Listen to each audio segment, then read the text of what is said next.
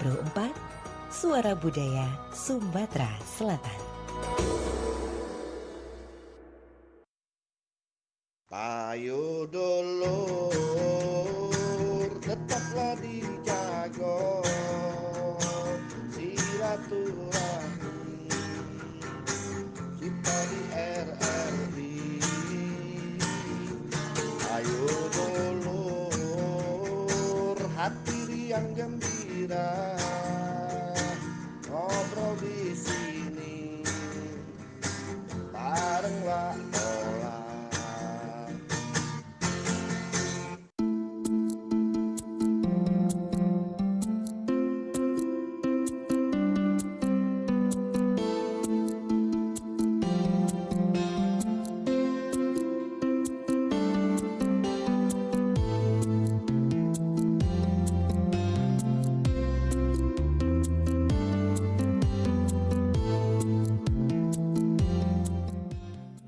Ya, 88,4 Suara Budaya Sumatera Selatan. Bersama Kulo Cedola, kita lanjutkan kembali program acara selanjutnya ya.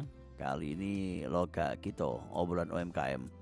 Dengan tema kita tren konsumsi makanan beku siap saji. Ini peluang emas bagi UMKM. Dan pastinya bersama narasumber yang berkompeten dengan yang kita obrol pada hari ini. Ada Muklis Budi Rahman, founder ZV Frozen Food ya, dan salah satu member dari TDA ya. Dan kita lanjut kembali ya, ngobrol-ngobrol bersama beliau di kesempatan siang hari ini yang sudah ada hadir di studio. Langsung baik kita menyapa beliau. Halo, assalamualaikum. Waalaikumsalam warahmatullahi wabarakatuh. Iya, apa kabar? Alhamdulillah baik Pak. Iya, kita panggil apa nih? Panggil Muklis Be. Muklis ya. Cek Muklis. Cek Muklis boleh. Iya, biar terasa Palembangnya. Biar terasa iwaknya ya. Cek Muklis, kita sering-sering ngobrol masalah makanan dingin atau beku ya. Apa kalau bahasa gitu frozen Frozen food kalau Frozen food, bahasa familiar di masyarakat itu frozen food. Bukan Elsa Frozen itu bukan. Bukan. Bukan anak muda kecil Kartun itu ya. Iya. Tahun berapa tuh masuk di Indonesia atau mungkin di Palembang? Mungkin ada tahu sejarahnya. Kalau untuk di Palembang Dewe, frozen food itu mulai booming itu di 2017. Mulai masuk restoran-restoran Suki di Palembang itu tahun 2017 kalau seingat aku. Nah itu kami tuh belum mulai itu, baru sebagai penikmat. Ya. Jadi jingok restoran-restoran Suki itu jual dengan berbagai macam produk Sukinya. Tahun berapa tadi? 2017 kalau tidak salah. Iya. Nah, 2017 ada brand-brand yang besar lah. Iya. Nah, itu banyak masuk di kota Palembang. Nah, mulai dari situ kita mulai lihat. Nah, pada saat itu Ini peluang. belum jadi peluang. Oh, Kami belum. kita Cuma jadi menikmati, Be. Iya. Oh, rasanya enak ini segala macam. Jadi peluang itu terpikir ketika kita ngajak wong rumah kita makan di situ. Alangkah mahalnya artinya. Waya-waya cak ini. Waya-waya cek ini alangkah mahalnya. Nah dari situlah terpikir gitu, ngapo dak ini kita jadikan peluang usaha. Pada saat itu aku tuh masih fokus di Begawi. Nah dulu di Begawi di perusahaan otomotif nasional, internasional ya, di perusahaan otomotif. Nah, aku Begawi di situ.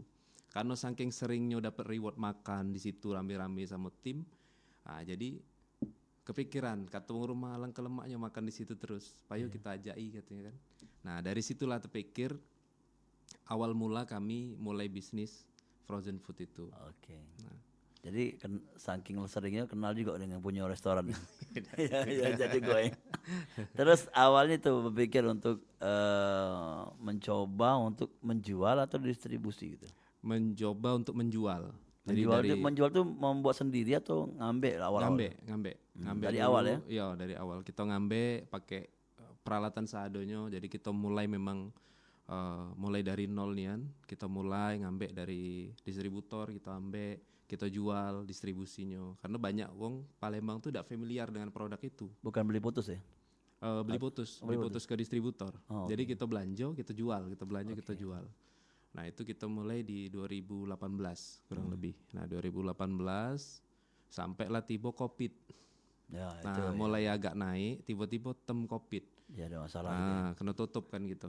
Ya. 2 minggu itu udah operasional ya agak lumayan ngefek pada saat itu. Tapi walaupun pakai online masih tetap ngefek.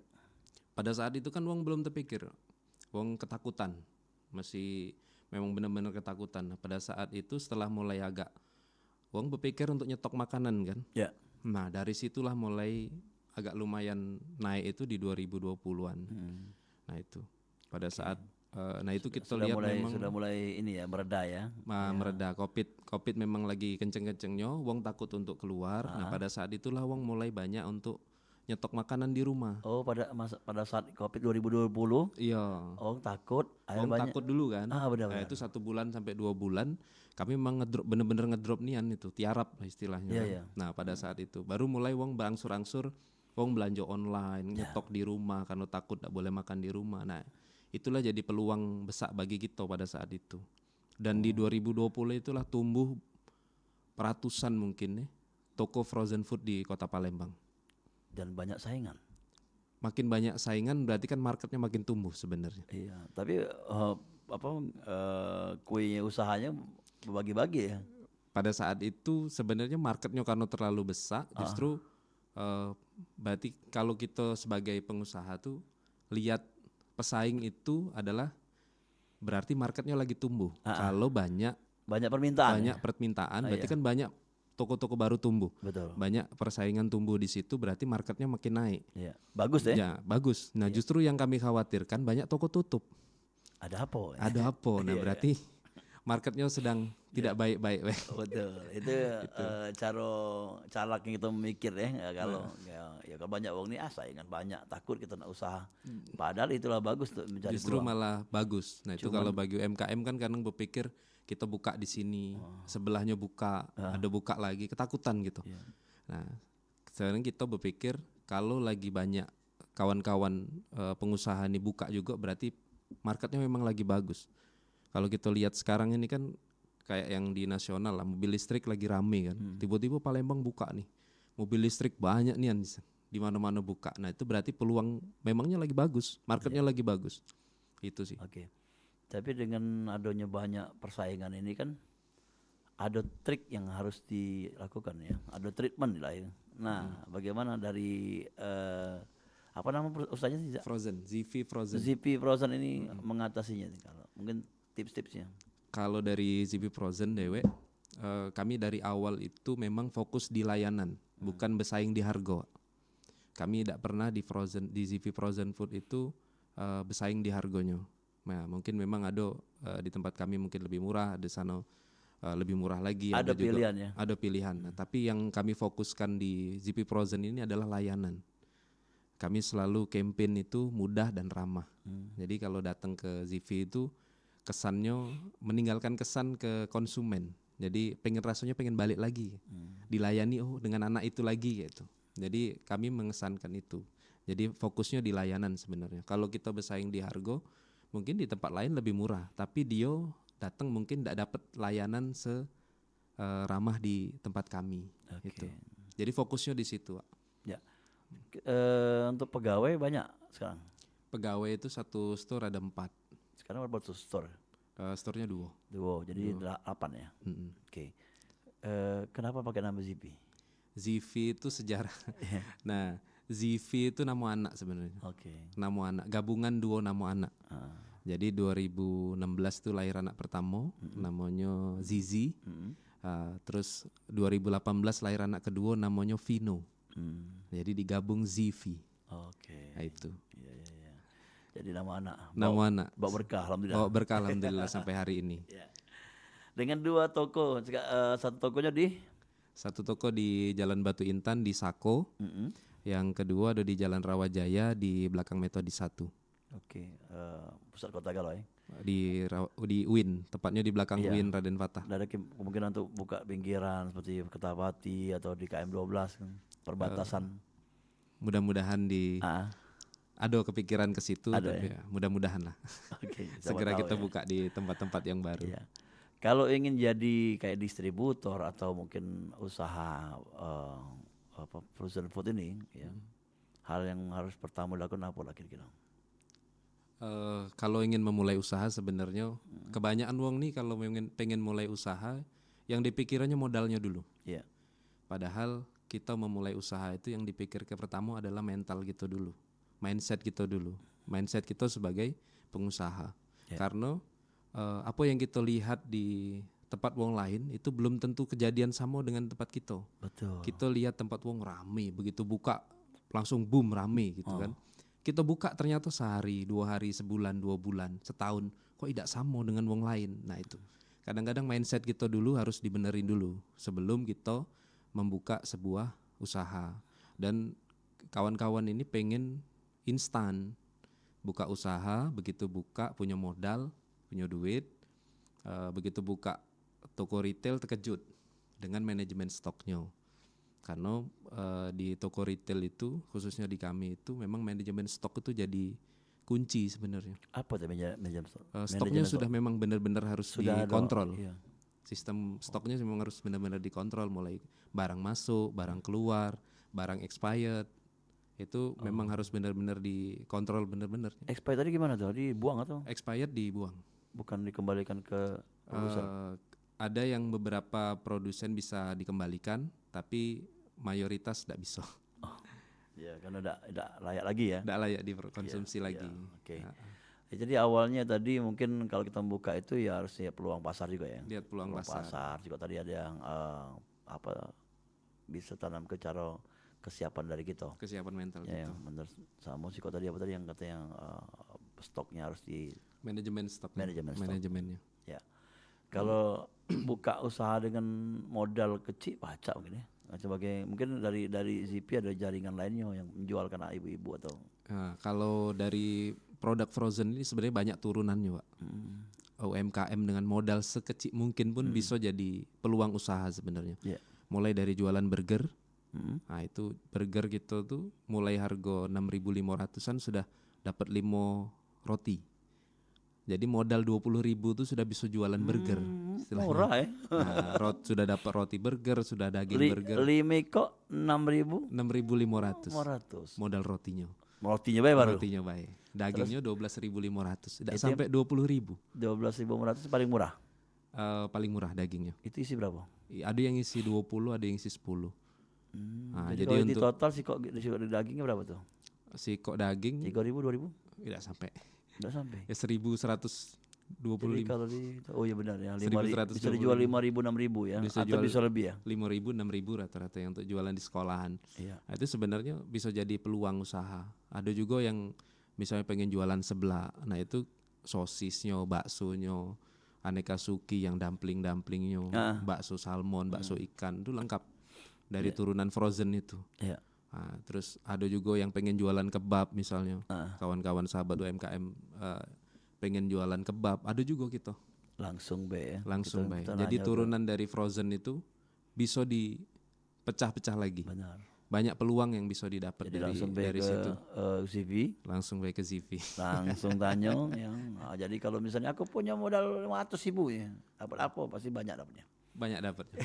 Bisa jualan kebab, bisa jualan burger, Iya. bisa jualan seblak juga. Iya, kita kayak turun-turunnya kita akan cerita-cerita lagi ya, mungkin yang lebih detail lagi pastinya. Nah, Dor Galo-Galo yang pendengar yang ingin bergabung silakan ya kami undang untuk bergabung di sini di 0711351656. Si Muklis ini ditemani oleh istri tercinta ya. Iya, ya.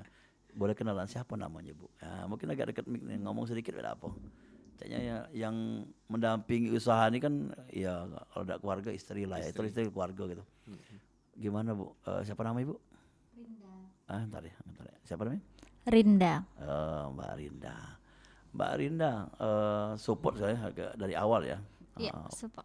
Udah pernah kejadian 2018 sampai 2020. Ya 2020 yang Covid kan. Iya.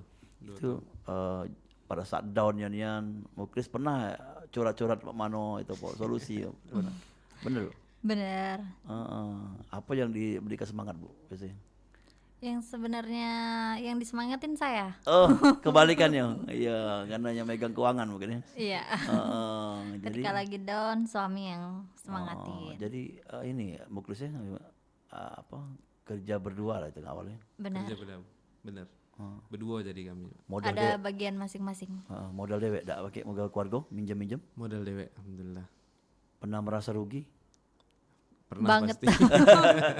cerita mana kejadian nih. Mungkin istri ribut-ribut kan Kalau atau itu sih, percaya belah mungkin. kalau masalah sebenarnya dari awal tuh memang keuangan dipegang oleh istri. Jadi kita tahu kan Menteri Keuangan Betino gitu Iya kan. iya benar-benar. Iya benar-benar. Jadi seluruh keuangan tuh memang istri yang pegang. Jadi kalau aku dewek memang fokus ngurusi ke marketing sama operasional gitu. Iya iya iya. Ya biasa lah kalau namanya bisnis berdua tuh pasti ada ya pasang surut. Yang rugi tadi apa? Orang barang apa masalah penipuan tuh enggak ya? ke Ada. Ditipu sering. ya, ditipu. Ya biasa lah. Iya iya iya. Namanya usaha tuh kalau ndak ya pasti ada Jadi ditipunya. pembelajaran ya. Jadi pembelajaran buat kita lebih hati-hati lagi. Makanya manajemen stok tuh memang benar-benar harus dikencengi. Iya. Itu. Tapi ngomong usaha stok banyak di Palembang di stoknya. Atau harus dikirim dari Banyak jauh. sih. Kalau di Palembang banyak. Ini ada agen-agennya di Palembang.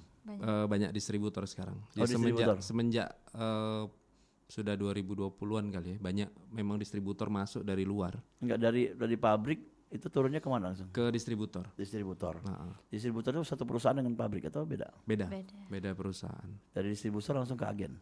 Distributor baru ke store. Oh, Kami. store. Langsung ke Udah toko. ada agen-agen lain. Nggak ya? ada agen. Oh, oke. Dan itu berapa persen kira-kira yang bisa dikatakan barang itu ada? Emang 100% ada? Kalau kita minta kembali ke stok tadi? Permintaan stok maksudnya dengan Iya, produk yang kita- brand-brand apa yang Iya, agar permintaan dari masyarakat mungkin ada enggak setiap ready terus ya? kalau barang ready terus. DCP? Di ZV ready terus barang. Oh. Kayaknya hampir seluruh brand-brand besar frozen food tuh kita ready terus. Ada terus. Oke. Dan kembali ke Ibu nih Bu, kalau dua-duanya ikut ngontrol juga Bu ya? Iya. Iya. Jadi memang pegawai berdua. Terus kendalanya kalau ke karyawan apa Bu masalah biasanya? Ke karyawan paling keluar masuk karyawan. Jadi ada yang resign, ada yang masuk. Tapi kebanyakan kenal mereka nih. Enggak juga. Anda juga bukan dari keluarga bukan? Bukan. Nggak ada keluarga satupun di perusahaan kami. Iya. Jadi orang keluarga loh. Banyak orang luar. Mak pembinaannya Bu. Kalau mungkin Pak Muklis. Kalau SDM lebih ke kami, sebenarnya lebih ke aku. Jadi karena Kan katanya bentuknya pelayanan ya. Iya. pelayanan, jadi pendekatannya ke personal. Hmm. Jadi ke personal pada saat interview pun kita sudah pendekatannya secara personal. Kita tanya keluarganya, kita tanya balik kemana, wong tuanya di mana, begawainya apa. Nah itu kita tidak nanya sudah pernah begawe di mana, pengalaman kamu apa. Jarang kita tanya itu. Nilai IP berapa? yang Atau paling nilai yang sekolah paling sering, berapa? yang paling sering kita tanya malah personal dia. Heeh. Nah di rumah tuh hubungan dengan keluarganya cak mano. Iya. Jadi pendekatannya lebih pendekatan ke personal sebenarnya. Karena SDM itu biasanya kalau kita apa namanya pendekatannya ke personal biasanya lebih mudah untuk ini ya. Tapi ya namanya Gen Z itu kadang angin-anginan. Pak. Betul. Kadang hari ini happy, kadang besok bad mood. Yo. Layanannya lagi jelek, kadang-kadang kita dapat makanya Ada komplain juga lah ya. nomor Tapi kritik walaupun- dan saran tuh sebenarnya baliknya kan langsung ke kami nomornya tuh. Tapi Jadi banyak komplain hari ini pelayanannya kayak ini. Yo. Kadang-kadang kita langsung cepat ya. langsung cepet tanggap. Itu tadi Ada yang masalah apa? kelebihan ada kendala dari ZV tadi bahwa pelayanan baliknya. Ya. Kembali ke Ibu nih Bu ya. Kalau seumpamanya ini kan penjualan banyak uang ke store Bu ya. Ada tidak kira-kira dari keluarga atau kawan dari ya, orang-orang yang person-personnya yang datang ke Ibu nih minta kontak telepon atau minta pesan barang gitu. Itu model itu juga langsung dari pribadi gitu. Tidak orang datang ke store. online maksudnya. Online. Online ada. Yang pegang siapa? Ada admin. Oh admin. Ada ya. admin yang pegang. Tapi kalau dari keluarga atau dari orang-orang yang terdekat yang seperti kawan ibu lah misalnya teman-teman yang itu udah tahu Pak yang usaha ZP ini.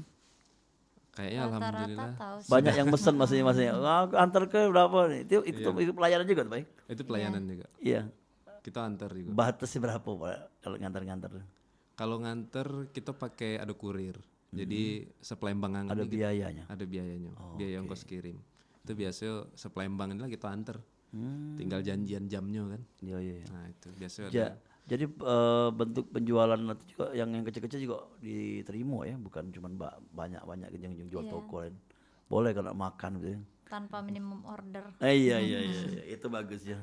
Oke lah kalau itu kita lanjut kembali ya, kita break doken dan juga di sesi yang kedua untuk Dua Galo-Galo ya, ini bersama narasumber kita yang luar biasa ya.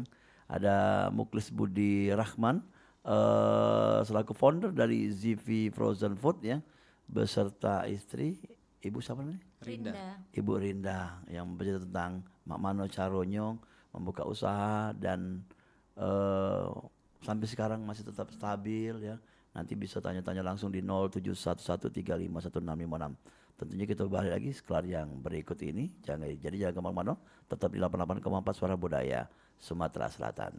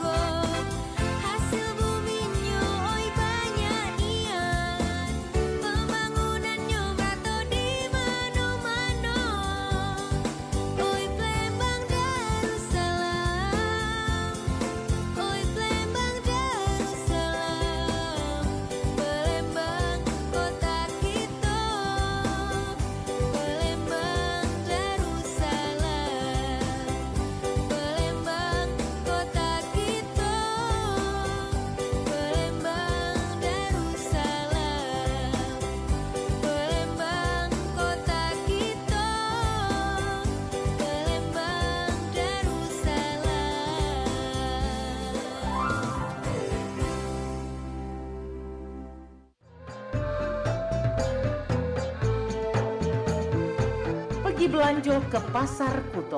Di Pasar Kuto, beli buah sempayo. Bersama-sama dukung wisata kita, supaya daerah kita jadi berdaya. Sriwijaya Siak, Perompak RRI Palembang. Suara Budaya Sumatera Selatan.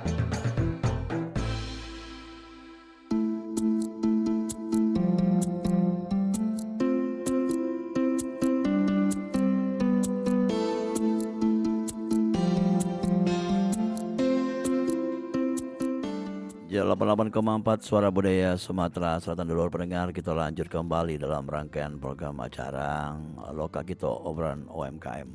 Nah, Cek Muklis ya, kalau tadi ngomong ke tentang banyaknya pelanggan atau customer itu kan beli buka usaha lagi. Apa baik tadi disebutnya yang banyak yang sudah menjadi rekanan?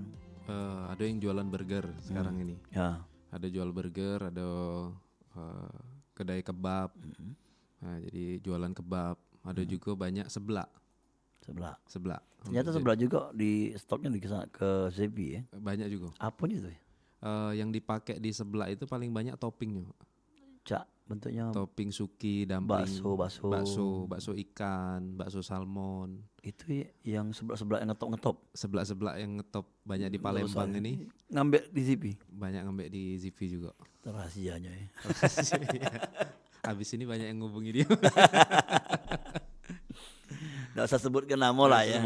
Namanya pastinya ada beberapa seblak-seblaknya yang seblak yang jadi mitra kita juga kan. Iya, dan itu bentuknya dia itu sebulan sekali atau setiap berapa kali ya? Ada yang rutin di sehari sekali kirim, tiap hari kirim. Ada juga yang 2 hari sekali. Ya. Ada yang belanjanya mingguan karena dia punya stok cold storage yang agak lebih besar. Jadi kalau di ZV itu kalau belanjanya lebih banyak biasanya ada harga grosirnya. Oh, Nah, itu diskon. Iya. Jadi harga grosir kan. Tapi kalau buka usaha frozen food ini harus punya cold storage atau yang kulkas apa dia namanya? Frozen yang besar ya? Kalau untuk toko biasanya harus kita nyediakan dulu untuk freezernya istilahnya. Jadi nyedia ke freezernya dulu. Iya. Jadi kita nak buka usaha itu harus ada freezernya dulu. Harus ada freezer di awal. Iya. Tidak kemungkinan tiap hari diantar kan ya? Iya, Pasti. betul. Iya. Jadi kalau seumpamanya ada di stok kan, jadi benar balik ke tadi manajemen stok tadi. Iya. Jadi segala gawe usaha lancar. Ya. Tak ada nunggu lagi habis baru beli. Nah, itu. Itu juga jago kualitas jadinya, Pak. Benar. Jadi rantai bekunya ketika dari distributor dikirim pakai mobil termo, pakai mobil yang frozen food itu. Nah, habis itu nyampe toko harus cepat-cepat disusun di freezer supaya bekunya tetap. Iya. Nah, Aku belajar dari Mas Ajis rantai change makanan ininya. rantai makanan. Supply ya? Iya. Jadi kalau daging segar tuh sudah langsung diolah. Langsung diolah. Kalau di frozen di luar, di frozen sudah turun kualitas biasanya. Kalau yang frozen, kalau pacak dari pabrik tidak berhenti, beku. suhunya. Tetap jadi beku kan jadi. Betul. Ya. Dan kalau seumpamanya tadi ada yang pengen buka usaha baru ya, itu dikasih pelatihan juga enggak kira-kira? Bukan dikasih tempat ya. Ya. Apalagi dikasih modal ya. Nah, agak sara itu. Sarang ngejakannya kita itu. Jadi kalau untuk kawan-kawan memang yang pengen buka usaha kita bisa diskusi sebenarnya. Kita biasa kasih saran atau kawan-kawan yang pengen buka usaha frozen food kita biasanya kita kasih sudah kita coba dulu mana produk yang nanti laku kita jual. Kalau yang tidak laku coba kita tukar. Bisa kita bantu cak itu. Untuk teman-teman yang pengen usaha di frozen food. Kita dari awal memang pengennya itu. Makanya usaha itu kan kita tergantung niatnya dulu. Niatnya apa untuk diri kita dewe, apa untuk sekitar atau untuk orang lain. Itu sih. Ya. Ini ada hubungan dengan TDA. Ada hubungan dengan teman di atas. Oke. TDA ini kan komunitas nih. Komunitas, betul. Aku ngingatkan ke sana tuh. Jadi ada keikhlasan. Ada mungkin ibadah ya sambil nyari usaha tadi. Betul. Nah, itu di TDA juga diajarkan itu. Di TDA itu yang ada 5 nilai sebenarnya. Ya, pendengar ini Muklis ini adalah sekretarisnya dari TDA. Tangan di atas Palembang. 6.0 sekarang. Apa tuh? Jadi TDA yang ke-6, ketua yang ke-6 sekarang. Oh. Jadi di 6 TDA itu tahun ya? pakai bukan 6 tahun. Jadi satu periode itu kalau dulu cuma 2 tahun. Jadi kalau yang sekarang ini 3 tahun. Bukan sepuasnya bukan. Bukan sepuasnya. Dan di TDA itu idak kate kita pencalonan ketua itu idak kate. Iya. Jadi ditunjuk. Ketua berikutnya itu adalah diskusi atau musyawarah dari ketua-ketua sebelumnya. Siapa yang layak? Siapa yang layak kira-kira untuk meneruskan amanah ini? Ketua sekarang? Ketua sekarang namanya Eko Panca Gustiono. Belum itu ya sudah. Belum pernah kesini kayaknya. Udah ya. Nah, Usahanya selanjutnya usaha- usahanya Panca Konveksi. Oh iya iya. Nah, usahanya konveksi. Nah, itu dia yang sekarang ketua 6.0 dan aku dewek sekarang diamanahi untuk jadi sekretaris TDA Palembang untuk di Palembang. Nah, jabatannya 2 sebenarnya kalau untuk di TDA. Apa humas? Di wilayah juga. Wilayah itu mencakup Sumsel sama Jambi Oh tempatnya. tempatnya. Jadi membawahi TDA daerah, ada Palembang, ada Oku, ada Ogan Ilir. Ada berapa kabupaten? Kalau yang untuk di Sumsel yang aktif itu ada 3, Palembang, Ogan Ilir sama Oku. Tapi semua ada galau tapi yang aktif tadi Palembang, Ogan Palembang, Ilir, Ogan Ilir sama Oku. Oku. Ya. Nah itu. Dan untuk TDA Sumsel sama TDA Jambi berjaringan. TDA Sumsel sama Jambi itu jadi TDA wilayah namanya. Jadi satu Pengurusnya wilayah. satu. Ada ketua wilayahnya, ada ketua bidang-bidangnya. Oh. Nah itu. Nah termasuk aku juga ada di ketua bidang edukasi di TDA wilayah. Oh gitu. Jadi double job. Nah, tapi katik gajinya. Iya iya iya. Ya. Tapi gajinya doa tadi ya. Gajinya doa. Ya, ya. Jadi balik lagi ke TDA itu ada 5 nilai yang ditanamkan terus di TDA itu. Yang pertama adalah integritas. Ngapa integritas itu jadi penting ketika kita menjalankan segala sesuatunya? Karena integritas itu kita dilihat uang ini bener apa tidak. Iya. Kalau kita sudah pernah cacat istilahnya, itu akan terbawa terus. Integritas kita tuh dipertanyakan uang bener dak udah ini kan itu. Itu. Yang kedua adalah kolaborasi sebenarnya. Kolaborasi, ada keseimbangan hidup, ada silaturahim. Nah itu yang ditanamkan terus oleh TDA sebenarnya. Makanya dari situ di TDA ini senengnya kekeluargaannya kenceng. Kita pergi kemana baik, asal nyebut passwordnya TDA, ya insya Allah tidak kelaparan ya. Iya, iya. Kalau tersesat diantar balik. Pengusaha galau isinya. Pengusaha galau. Iya. Dan sering apa namanya gathering itu. Kalau untuk di TDA Palembang Dewe, kita banyak programnya Pak sebenarnya. Ya salah satunya ada ngewedang. Ngewedang itu ngebahas wirausaha di Palembang. Itu 1 bulan sekali. Terus ada lagi TDA Edukasi. Itu edukasi bisnis namanya. Itu sebulan sekali juga. Terus ada lagi kita ngopi bareng. Jadi kita duduk santai, curhat bisnisnya. Tapi ngopinya di anggota ya, di usaha anggota. Di usaha anggota. Kadang-kadang kita juga cek juga ke usaha yang bukan member TDA untuk kita ambil jadi pembelajaran. Iya. Nah, untuk jadi pembelajaran misalnya sama-sama kedai kopi misalnya, kita di mana nongkrong di situ, nah kita bahas apa sih yang bikin kedai kopi ini rame, nah, apa sih tempat usaha ini rame, apa yang kita bisa ambil dan kita terapkan di usaha kita. Kadang-kadang kacamata kita untuk nguliti usaha wong lain itu lebih mudah ketimbang kita dewek untuk lihat bisnis kita untuk dikembangkan lagi. Tapi kawan-kawan itulah kadang di TDA itu selain kita sebagai business owner untuk menggaji para pegawai kita juga berbagi ilmu. Makanya di TDA itu yang giant, yang corporate tuh ngajarin yang growth, yang baru bertumbuh. Yang growth ngajarin yang foundation, yang baru mau belajar. Makanya di TDA itu tidak kita pisah-pisahkan antara yang omsetnya 0 lagi tidak pacak duduk semeja dengan yang sudah corporate, yang sudah besar. Itu sama. Kalau lah duduk di TDA itu kita keluarga. Nah, itu nilainya yang adanya kebersamaan ya.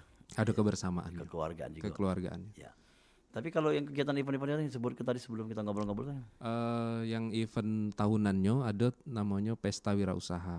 Itu. Pesta Wirausaha itu ialah berkumpulnya para wirausaha, baik member TDA ataupun lintas komunitas, ataupun pengusaha-pengusaha yang di luar. Itu biasanya kita ngadain bazar ya dari kawan-kawan TDA juga atau kawan-kawan komunitas lain yang ikut juga berpartisipasi, pengusaha-pengusaha UMKM yang ada di Palembang. Terus kita juga ngadoin seminar bisnisnya di situ. Jadi ada seminar bisnis biasanya banyak pembicara-pembicara dari luar kota Palembang yang bisnisnya mungkin sudah lebih besar. Kita sebenarnya di TDA ini lebih banyak ngundang praktisi. Betul. Jadi praktisi dia pelaku bisnis. Nah, dia bercerita itu tentang pengalaman bisnis dia. Nah, itu. Kalau di TDA lebih banyak ngundang tentang praktisi bisnisnya itu. Jadi bukan, ada juga memang yang memang bisnisnya sebagai konsultan tapi tidak kata bisnis nyatanya. Nah, itu dia tapi sebagai konsultan bisnis. Ada juga yang itu. Ya. Jadi lengkap lah kegiatannya. Nah, Termasuk olahraga juga dong. kalau untuk kegiatan fun, kita ada TDA Soccer itu seminggu sekali. Tiap hari Minggu pagi. Iya, Nah, hobi bola ya. Hobi bola. Bisa di Instagram tuh ada TDA Soccer Palembang. Ada juga kita Gowes Sabtu. Keliling. Gowes Sabtu itu tiap hari Sabtu pagi start jam 7, kumpulnya di BNB, Benteng Nyenyes di Kemang Lebar Daun. Nah, itu setiap hari Sabtu pagi itu Gowes. Ada juga TDA Golf hari Jumat biasa. Oh ya, high class ya. Nah, kelas. Belajar ngobrol lah. Itu yang TDA Golf lain itu. Tapi boleh siapapun boleh ikut. Iya. Oke, kalau itu harapan ke depan untuk usaha kita dewe atau juga dengan TDA. Kita berharap sebenarnya usaha ini terus bertumbuh. Iya. Dimanapun kita menjalankan usaha bisnis itu sebenarnya tergantung niat. Kalau niat kita tegak lurus, bukan untuk diri kita dewe, mudah-mudahan dimanapun kita berusaha selalu dapat berkah. Nah, itu. Kalau untuk TDA, sebenarnya kawan-kawan TDA ya mudah-mudahan kita bisa melewati tahun-tahun berat ini. Di 2025, 2026 ini kemungkinan masih berat bagi UMKM, tapi itu tadi balik lagi ke mindset kita. Ketika kita sudah siap dengan dunia bisnis, berarti kita siap.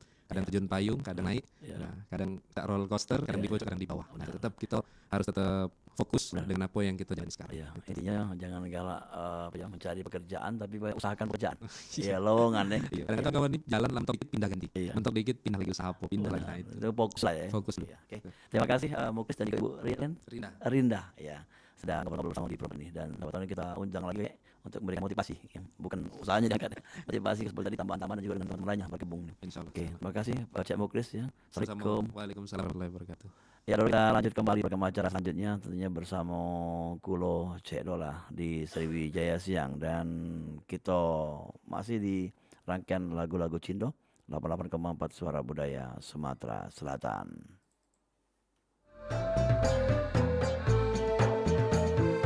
Pergi belanja ke Pasar Kuto. Di Pasar Kuto, beli buah sempayo. Bersama-sama dukung wisata kita, supaya daerah kita jadi berdaya. Sriwijaya Siang, Perompak RRI Palembang. Suara Budaya Sumatera Selatan.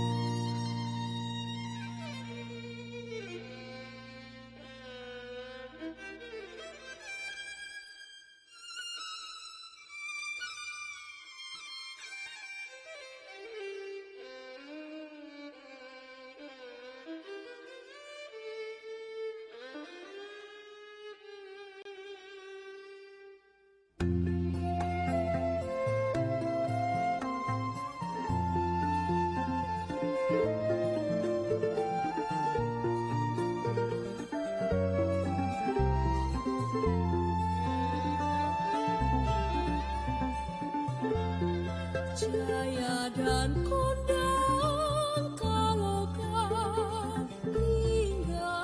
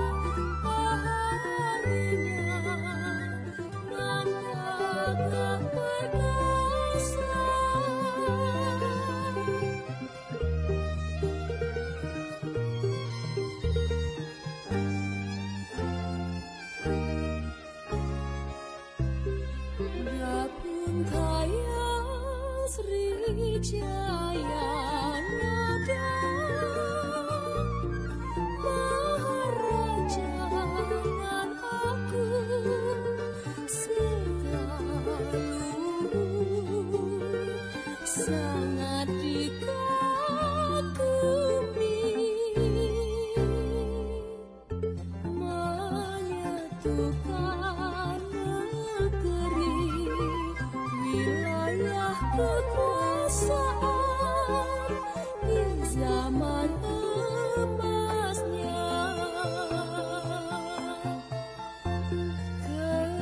Kerajaan Sriwijaya termasyhur di seluruh bumi Nusantara.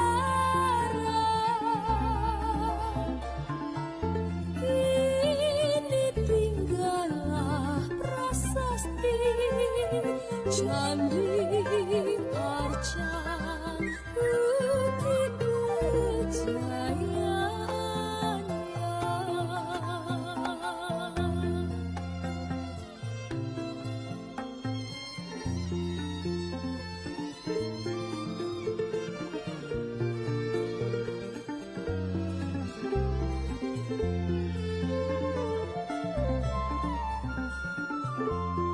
Jaya dan kondang kaloka hingga seantero Nusantara.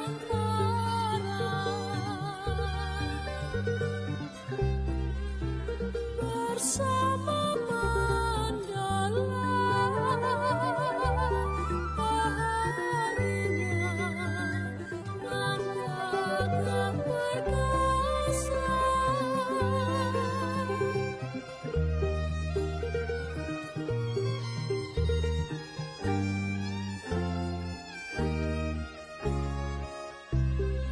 Dapun kaya Sriwijaya Nagara, Maharaja nan aku selalu sangat dikagumi,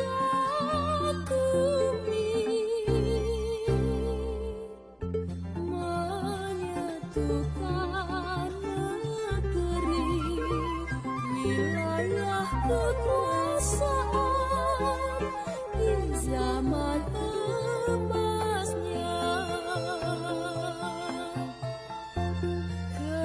Kerajaan Sriwijaya termasyhur di seluruh bumi Nusantara.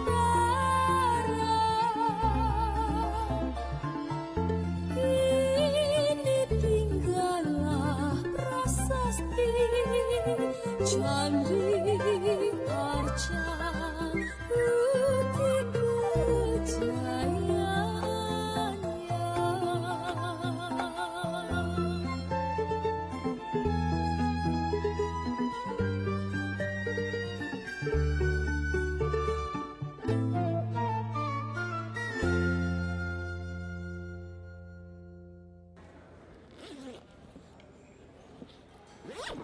Wih, tas baru nih. Iya, keren kan? Jauh-jauh nih beli di luar negeri. Merek terkenal dan limited edition lagi. Kenapa harus jauh-jauh belinya? Buatan dalam negeri juga tidak kalah bagus kualitasnya kok. Ya, kalah pamor dong. Tapi itu tas beli di negara mana? Bagus ya? Oh, ini asli produk dalam negeri. Wah, Anak Indonesia ya harus mencintai karya bangsanya. Banyak kok produk asli Indonesia yang sudah mendunia. Cintailah Indonesiamu. Cintailah produk dalam negeri.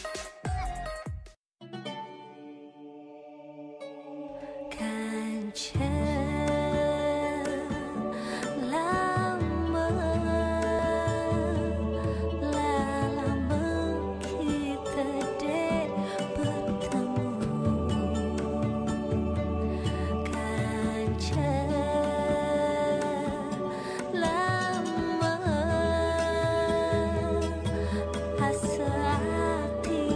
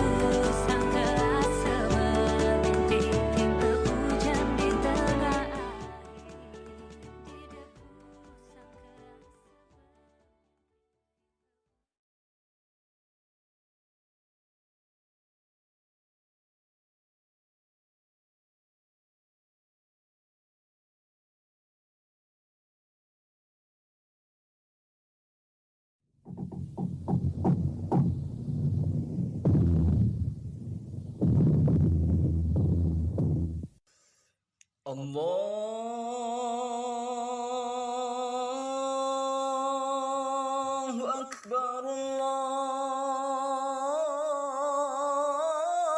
Akbar, Allahu Akbar, Allahu Akbar. Asyhadu an la ilaha illallah.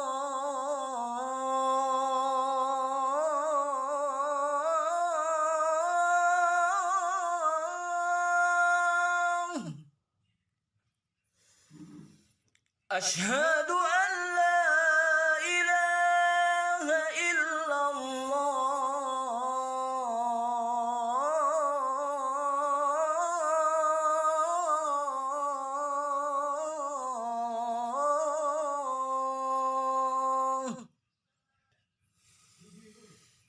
Asyhadu anna Muhammadar Rasul